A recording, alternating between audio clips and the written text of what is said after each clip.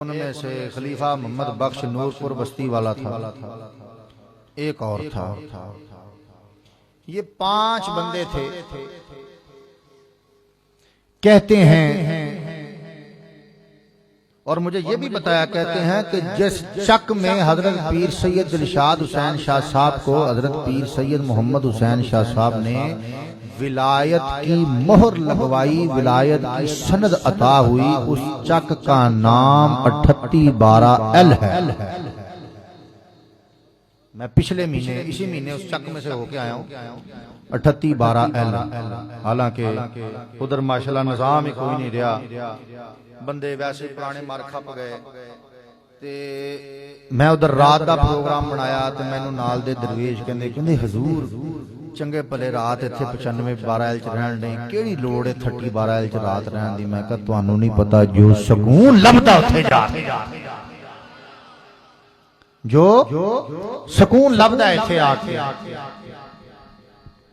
किस तरह कहंदे ने कि हम 5 लोग थे तो हमें हजरत पीर सैयद मोहम्मद हुसैन शाह गिलानी चिश्ती साबरी ताज वाली सरकार ने हम 5 को 3812L में जाकर रात को इशा के बाद हजूर की बारगाह में पेश किया।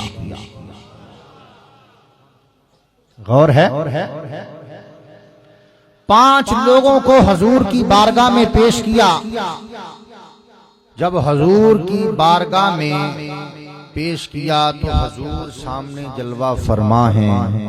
हम हाथ बांध कर अपने शेख के पीछे खड़े हैं, हमारे शेख हमारे आगे खड़े हैं, हम अपने शेख के पीछे हाथ बांध कर खड़े हैं। साडी पीरी मरीदी जी दा निजाम ऐसा चल पिया ना, हाथ बन के पीछे खलो जाणगे। पता लगा एवें पिछे हाथ बन के खलो जाणगे, को वखियां ते हथ रख के खलो जाणगे। जनानियां सुनदियां ने मेरियां गल्लां जी, बिल्कुल। तो मैंने कहा भाई ये तो मकाम ही अदब का है।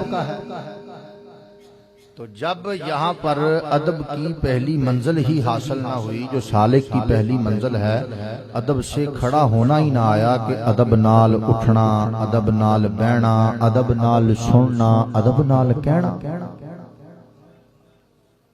अदब नाल जिबरील अरशां तो आवे ते अदब दा पैगाम हक की सुनावे, ते अदब तिफले मकतब नू जद तक ना आवे ते इल्म दा हरफ कदी सिखिया ना जावे। अदब के साथ हजूर की बारगाह में खड़े हैं। ये होता है मुर्शद का मकाम कि वो मुरीद की परवाज करवा के उसको हक की बारगाह में ले जाता है।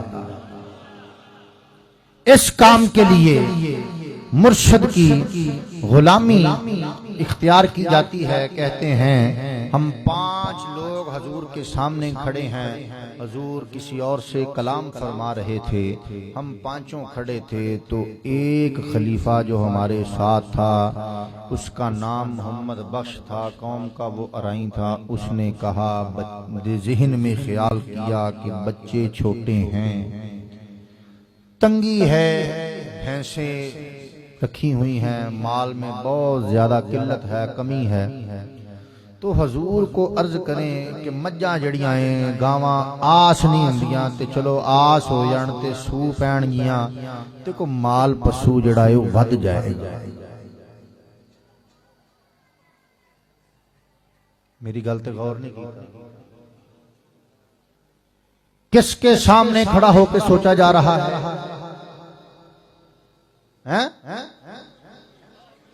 सरकार की बारगाह में, हजूर की बारगाह में खड़ा होकर ये सोच रहे हैं कि भाई हजूर को अर्ज करें माल की बड़ी किल्लत है, मज्जां गावां आस नहीं हुंदियां ते कोई आस हो जाण ते सूह पैणगियां ते माल वध जाए।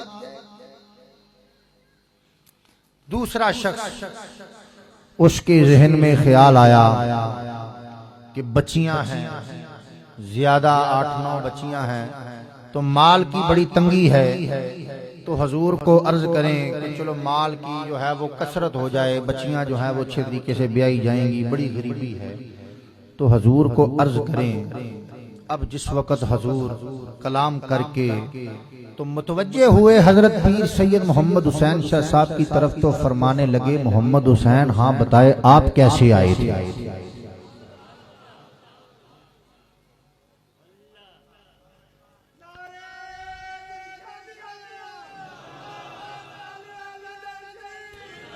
तो क्या हजूर गैब को जानते हैं कि नहीं जानते? आवाज नहीं आई। हजूर हाजिर नाजर हैं कि नहीं हैं? हमारा ये ईमान है कि यहां पर भी मौजूद है। हमारा ये ईमान है कि हमारे दिलों में भी मौजूद है। हमारा ये ईमान है कि हर वक्त हमारे साथ हैं।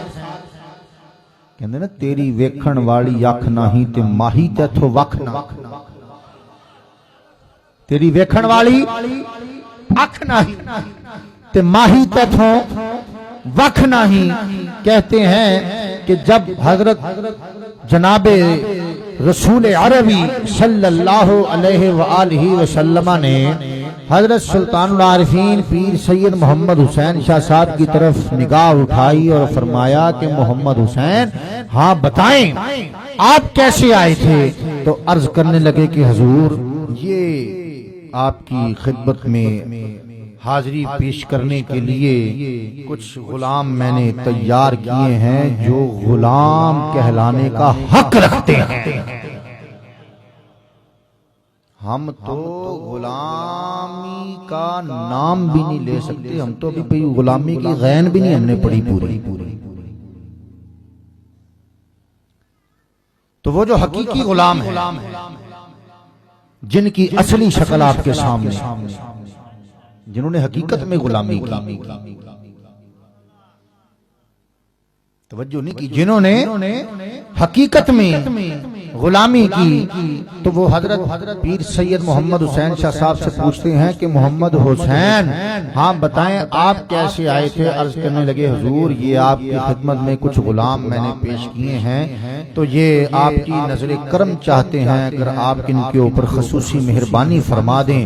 हुजूर ने तवज्जो फरमाई, तवज्जो फरमा के तो कहा कि मोहम्मद हुसैन कम से कम आप इनकी तरबियत तो करके लेके आए, कम से कम आप इनकी तरबियत तो करके लेके आए इनके दिल से।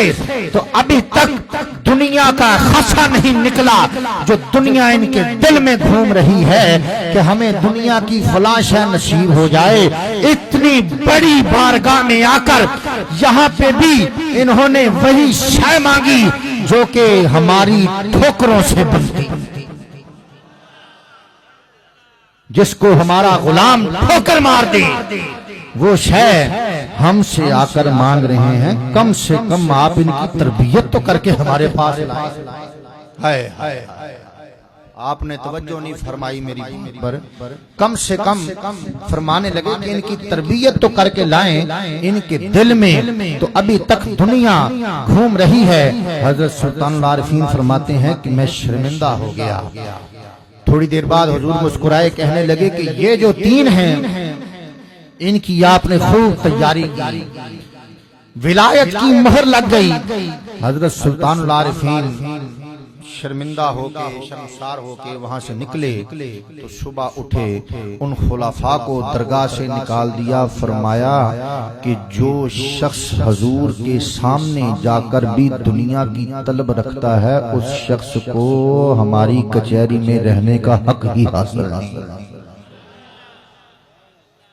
क्यों? इसलिए कि हजूर ने फरमाया इन्नमल अअमालु बिन्नियात, ये बुखारी की पहली हदीस है। वालिकुल्लि इम्रिइन मा नवा फमन काना हिजरतुहु इला दुनिया युसीबुहा औ इला इमराअतिन यनकिहुहा फहिजरतुहु इला मा हाजरा इलैह।